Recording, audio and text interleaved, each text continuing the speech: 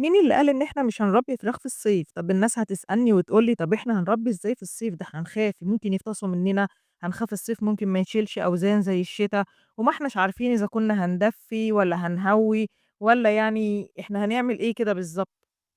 طب تعالوا بقى أنا النهارده هاقول لكم نعمل إيه وإزاي نربي فراخ في عز الحر وفي عز الجو الصعب اللي إحنا فيه ده، والأيام الجاية كمان أنتم عارفين إن الجو هيحرر أكتر والصيف إحنا لسه داخلين عليه بقى بكل قوته، هتربوا فراخ بكل سهولة، وما تخافيش لا فراخِك هتموت ولا هيحصل لها أي حاجة، وهتشيل كمان معاكِ أعلى أوزان. اسمعوا بس كده النهارده الفيديو للنهاية، واسمعوا الخطوات اللي إحنا هنمشي عليها، وإن شاء الله، إن شاء الله هتدعوا لي بجد.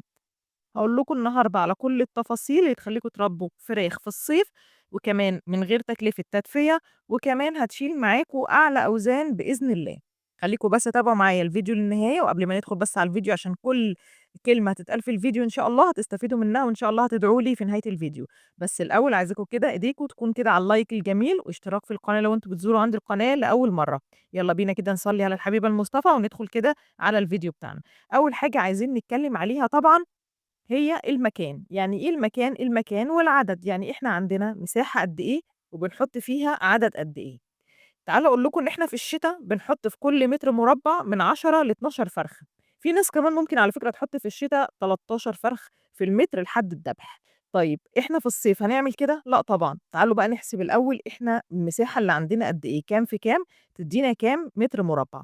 خلّينا نحُط بقى في الصيف في كل متر مربع 8 فرخات، ما نكتّرش عن كده، يعني بقى مش هنفرح إن إحنا هنزوّد أعداد ونقول لأ أصل إحنا مدخّلين عدد كبير وفي الآخر هتلاقي الفراخ جالها احتباس حراري، الفراخ اتكوّمت على بعضها والفراخ ما عرفتش تاكل، وفي الآخر مش هيجيب معاكم أي أوزان، لأ إحنا نمشي بقى على الخطوات كده مضبوط، علشان خاطر يعني نجيب وزن كبير، يعني دايمًا في الصيف بنقلل العدد في المكان عن الشتا، يبقى زي ما اتفقنا إن المتر في الشتا بياخد من 10 ل12 فرخة وممكن كمان نوصّلهم ل13 فرخة، اللي إحنا مش فارق معانا الجو يعني في الشتا، لكن بالنسبة للصيف فخلّينا كده أول حاجة إن إحنا نبتدي المتر المربع نحط فيه 8 طبعًا ده مش فترة التحضير، لإن فترة التحضير ممكن المتر المربع ياخد معاكِ لحد 20 فرخة أو 25 لكن أنا أقصد كل أمّا هيكبروا كل أمّا هنبتدي نوسّع لحد في النهاية لمّا كل المتر المربع لحد الدبح هياخد معانا 8 فرخات بس.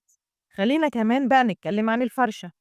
يعني في الشتا طبعًا إحنا بنحط فرشة كبيرة، يعني التبن أو النشارة اللي تحتهم بتكون حاجة كده سميكة وبتكون طبقة كبيرة علشان خاطر تدفّيهم كده في الشتا، وبنزوّد الفرشة تحتهم، يعني بنكتّر التبن أو النشارة تحت الفراخ. طيب إحنا لو هنكتّر في الشتا، في الصيف هنعمل كده؟ لأ طبعًا، هنبتدي نقلل لهم الفرشة شوية، يعني مش هنحط فرشة كده كتيرة وتكون كده عالية، علشان خاطر طبعًا ما يبقاش في سخونة جامدة، لإن إحنا مش عايزين أساسًا سخونية. إحنا عايزين الجو يكون كده إيه، لطيف كده من حواليهم، يبقى دي أول حاجة إحنا بنبتدي نعملها في المكان أساسًا بتاعنا. كمان لازم يكون في شفاط أو لازم يكون في خلايا تبريد. طبعًا خلايا التبريد دي بتكون موجودة طبعًا الناس هتقول لِك إحنا هنكلّف لإنها طبعًا بتبقى موجودة في المزارع أو بتبقى موجودة لو أنتم هتربوا عدد في أوضة كده تكون أوضة كبيرة، لازم تكون فيها خلايا تبريد. طب ما فيش هنعمل إيه لو إحنا مش في مقدرتنا إن إحنا نجيب، طبعًا ده مش باتكلم في عنبر ولا في مزرعة، أنا باتكلم إحنا بنربي كده في البيت وكام فرخة كده على قدّنا، وما عندناش طبعًا مش هنقدر إن إحنا نجيب خلايا تبريد، لازم على الأقل يكون في شفاط عشان حتى ريحة الأمونيا دي تخرج ويجدد الهوا والأكسجين للفراخ. ممكن نستخدم تكييف صحراوي أو مراوح بس بشرط إن إحنا ما نجيبش هوا مباشر على الفراخ، الفراخ هتتعب وييجي لها برد ونرجع نقول جالها برد إزاي في الصيف، لأ بييجي لهم برد في الصيف لو إحنا جبنا عليهم هوا مباشر، الفراخ البيضا دي بالذات يا جماعة حساسة جدًا، لا عايزة هوا مباشر لا في صيف ولا في شتا، يعني نشغّل المروحة ونخلّي وشها كده الناحية التانية أو لفوق، أهم حاجة ما تبقاش جايبة عليهم هوا مباشر، يعني ما تفضلش تلِف كده في المكان وتجيب عليهم هوا مباشر، لأ لطّفوا المكان من غير ما ييجي عليهم هوا. التكييف الصحراوي ممكن طبعًا هو برضه مش بيعمل حاجة أوي يعني، بس يعني لو موجود هيلطّف الدنيا شوية، بس برضه ما يبقاش جايب عليهم هوا مباشر، احذروا من الموضوع ده جدًا علشان الموضوع ده غلط جدًا، جدًا، وبيجيب لهم برد وهنرجع بقى نعالج في برد وهندخل في موال تاني خالص غير اللي إحنا أساسًا إن إحنا كنا عايزين أصلًا إن إحنا نعالج موضوع الاحتباس الحراري أو إن إحنا نقلل من السخونية شوية.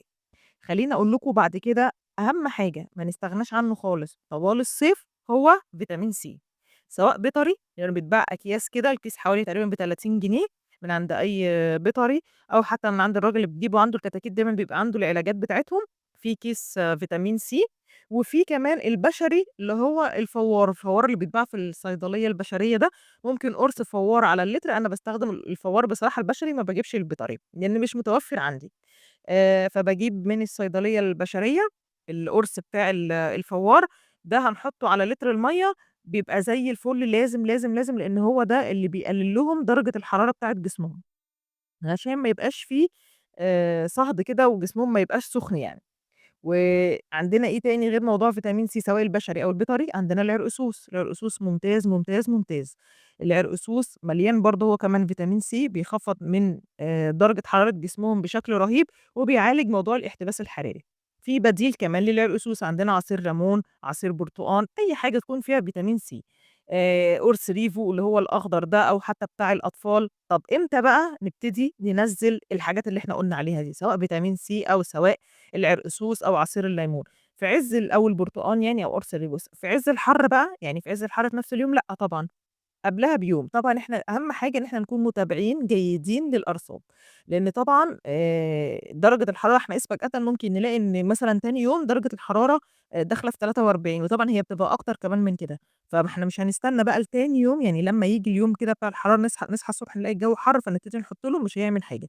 لكن إحنا بنبقى عارفين إن تاني يوم مثلًا في موجة حارة أو الجو هيبقى حَر أوي، والجو عندكم مثلًا كمان حَر زيادة، فهنيجي كده من بالليل وهنروح حاطين لهم شوية عرقسوس، نحط لهم قرص الفوار اللي أنا قُلت لكم عليه ده، أو الفيتامين سي اللي هو الكيس بتاع البيطري.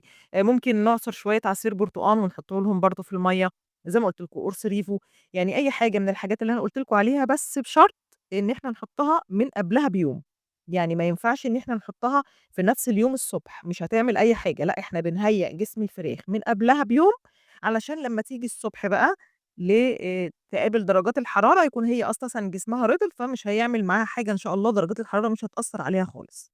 خلاص؟ وزي ما اتفقنا إن الأرضية والفرشة تكون جافة، ما تكونش بقى فيها بلل ولا رطوبة ولا حاجات زي كده، علشان ما تبقاش مطلّعة لهم سخونية، وفي نفس الوقت ما تبقاش بطبقة سميكة زي ما إحنا بنعمل كده في الشتا. طيب، تعالَ بقى كمان أقول لكم، طَب إحنا إزاي ممكن بقى نستغل الصيف ونزوّد الوزن بتاعهم؟ ما أنتم تقولوا بقى يعني يا سمسمة أنتِ قُلتِ في أول الفيديو إن إحنا كمان هنجيب أوزان حلوة. طَب إزاي نجيب أوزان وهُم أساسًا يعني أكلهم ما بيبقاش كتير أوي في الصيف زي الشتا؟ طبعًا هُم بياكلوا في الصيف كتير أوي، أوي بالليل، لكن بالنهار فترة النهار دي هُم نَفْسهم أكلهم بيبقى ضعيف. تعالوا بقى أقول لكم إزاي نستغل الصيف. نستغل الصيف إزاي؟ إن هُم شربهم للمَيّة كتير. أنتم حتى شايفين كده عندكم في فيديو طول ما هُم قاعدين يشربوا في المَيّة، بيستهلكوا في المَيّة كتير جدًا، جدًا في الحَر. طَب إحنا بقى نستغل المَيّة اللي هُم بيشربوها دي، ونحط لهم فيها الأعشاب اللي بتزوّد الوزن، خاصةً كمان لو إحنا حطيناها بالليل، دي تبقى برضه إيه، ممتازة جدًا. بالليل استفادتهم من كل الحاجات دي بتبقى كبيرة. طيب هنحط إيه بقى؟ ممكن نحط مثلًا حلبة، ممكن نحط عسل أسود، ممكن نحط خميرة. أي أعشاب من الأعشاب اللي إحنا عارفينها إن هي بتزوّد الوزن، ممكن نحطها لهم في المَيّة نتيجة لاستهلاكهم الزيادة في المَيّة، يبقى ده كمان هييجي عليهم بفايدة. ممكن كمان ناخد بالنا كويس أوي، بس أهم حاجة قبل استخدام الخميرة وقبل استخدام العسل الأسود من موضوع الإسهالات. لو في إسهالات هنحط شيح، نحط فلاجيل بتاع الأطفال، ممكن نحط قرص أنتينال، ممكن نستخدم شاي تقيل ونعصر عليه ليمون. يعني في حاجات كتيرة جدًا، جدًا للإسهال في المَيّة. هُم كتر بقى استهلاكهم للمَيّة دي، نحط إحنا بقى فيها الأعشاب اللي بتزوّد وزنهم، فإن شاء الله هتجيب معاكم وزن كويس جدًا، جدًا في الصيف. فما تقلقوش خالص، خالص من موضوع الصيف ده. لو أنتم مشيتوا بس على الخطوات اللي أنا لسه قايلة لكم عليها دلوقتي، إن شاء الله يعني الفراخ بتاعتكم لا هيحصل فيها احتباس ولا هيبقى فيها أي حاجة، والحرارة بتاعتهم إن شاء الله هتنزل زي ما قُلت لكم كده. الريفو الأخضر أو ريفو الأطفال، عصير برتقان، عصير ليمون، عرقسوس، فيتامين سي اللي هو البشري أو البيطري. أي حاجة من الحاجات دي تتحط لهم من قبلها بيوم في الصيف في الحرارة اللي هي الزيادة، هتبقى زي الفل. الناس اللي بتسأل على موضوع التلج وعلى إن إحنا ممكن نحط تلج، ممكن نحط مَيّة بس ما تبقاش ساقعة أوي يعني، ده طوال فترة النهار بقى لمّا الجو يكون يعني حَر أوي وفي موجة حارة زي ما كانت لسه يعني مَر علينا الموجة الحارة دي اللي كانت درجة الحرارة معدية فيها 43 دي، ولسه طبعًا الصيف جاي. نفّذوا بس اللي أنا باقوله لكم ده، وإن شاء الله بإذن الله هتاخدوا أوزان زي الفل. ومش ما تقلقوش خالص يا جماعة، الناس اللي قلقانة من تربية الصيف، لأ هاتي وربّي، وربّي زي ما أنتم عايزين، ربّوا في البلكونة، ربّوا في البيت، ربّوا في عِشّة، في المطبخ، في أي مكان أنتم بتربّوا فيه.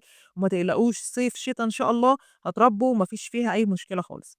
لو استفدتوا بقى من الفيديو بتاعي ما تنسوش دعوة حلوة لأختكم في الله، وكمان ما تنسوش إيديكم على اللايك الجميل، اشتراك وتفعيل زر الجرس علشان تشجعوني كده إن أنا أنزّل لكم فيديوهات كتيرة. عايزاكم بس تقولوا لي الفيديو الجاي تحبوا إن إحنا فيه نتكلم عن إيه، أشوفكم على خير إن شاء الله. ما تنسوش تكتبوا لي في التعليقات رأيكم في الفيديو، وكمان الحاجة اللي أنتم عايزين إن أنا أتكلم عليها في الفيديو اللي جاي. أشوفكم على خير إن شاء الله. السلام عليكم ورحمة الله وبركاته.